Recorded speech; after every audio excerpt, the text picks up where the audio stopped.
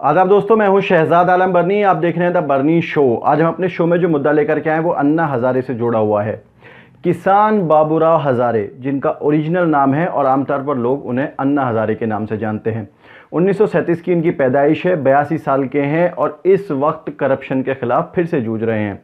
दरअसल 2011 5 अप्रैल 2011 को इन्होंने एक बड़ा धरना प्रदर्शन किया था दिल्ली में, जो 4 दिन चला और 9 अप्रैल को ख़त्म हुआ था। जिसके बाद लोकपाल बिल की बात की गई थी कि देश भर में लोकपाल और लोक आयुक्त लेकर के आएंगे, मतलब कि केंद्र सरकार में लोकपाल आएगा और राज्यों के स्तर पर लोक आयुक्त नियुक्त किए जाएंगे। 2013 में इसको लेकर के लोकपाल बिल भी पास किया गया, लेकिन अभी तक किसी भी तरह की कोई और प्रोग्रेस इस मामले में दिखाई नहीं दे रही है। अन्ना हजारे इसको लेकर के धरने पर बैठ गए हैं फिर से। 30 जनवरी 2019 को अपने ही गांव महाराष्ट्र के वो रहने वाले हैं और रालेगंज सिद्धि में उन्होंने अपने यहां पर जन आंदोलन सत्याग्रह दोबारा से शुरू कर दिया है। 5 दिन उस आंदोलन को हो चुके हैं। अन्ना हजारे की तबीयत धीरे धीरे बिगड़ रही है, लेकिन अन्ना हजारे ने 2-3 बड़े खुलासे किए हैं अपने आप को लेकर के।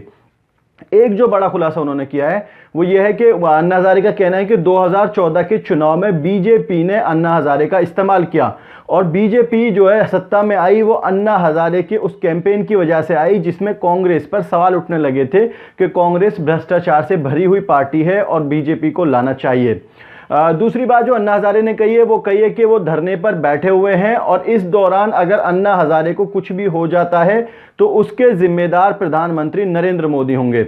अन्ना हजारे का कहना है कि मैंने 34 के करीब चिट्ठियां लिखी हैं प्रधानमंत्री नरेंद्र मोदी को करप्शन से रिलेटेड और लोकायुक्त और लोकपाल की नियुक्ति से रिलेटेड, लेकिन किसी एक भी चिट्ठी का जवाब अभी तक प्रधानमंत्री नरेंद्र मोदी ने अन्ना हजारे को नहीं दिया है। अब अन्ना हजारे ने मोदी सरकार को एक बड़ी धमकी दे डाली है और वो धमकी यह है कि अन्ना हजारे का कहना है कि यदि लोकायुक्त और लोकपाल नियुक्त नहीं किए जाते हैं तो अन्ना हजारे अपने पद्मा अवार्ड वापस कर देंगे। दरअसल 1990 में अन्ना हजारे को पद्म श्री अवार्ड मिला था और 1992 में पद्म भूषण अवार्ड मिला था। हिंदुस्तान में 4 पद्म होते हैं, एक पद्म श्री, एक पद्म विभूषण, एक पद्म विभूषण और उसके बाद फिर भारत रत्न। ये 4 बड़े अवार्ड माने जाते हैं हिंदुस्तान के, जिनमें से 2 अन्ना हजारे को मिल चुके हैं। पद्मश्री 1990 में मिला था और पद्म भूषण उनको 1992 में मिला था। अन्ना हजारे का अब कहना है कि यदि सरकार उनकी मांगे नहीं मानती है और लोक आयुक्त और लोकपाल की नियुक्ति सरकार अगर नहीं करती है तो वो अपना पद्म भूषण अवार्ड भारत सरकार को वापस लौटा देंगे। अब देखना ये होगा कि अन्ना हजारे की इस धमकी से मोदी सरकार डरती है या नहीं डरती है, कि क्या वाकई में लोकपाल और लोकायुक्त की नियुक्ति हो पाएगी, क्योंकि 2013 में सरकार द्वारा बिल तो बना दिया गया था लेकिन उसको अभी तक इम्प्लीमेंट नहीं किया गया है। 6 साल के करीब हो गए अन्ना के उस आंदोलन को और फिर से अन्ना एक बार फिर सत्याग्रह पर बैठे हुए हैं।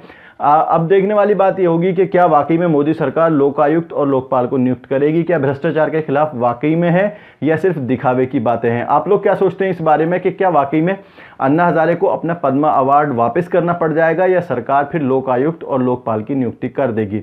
आप अपनी प्रतिक्रिया हमें ज़रूर बताइए। वीडियो के नीचे कमेंट बॉक्स है, उस कमेंट बॉक्स में जाएं और कमेंट बॉक्स में जाकर के अपनी प्रतिक्रिया हमें ज़रूर बताएं। आज के प्रोग्राम में इतना ही। हमारी आपसे दरखास्त है कि इस प्रोग्राम को शेयर ज़रूर करें और हमारे चैनल को सब्सक्राइब ज़रूर करें और आप ट्विटर पर भी हमें फॉलो कर सकते हैं। @शहजाद बर्नी पर जाकर के ट्विटर पर फॉलो ज़रूर करें। बहुत बहुत शुक्रिया।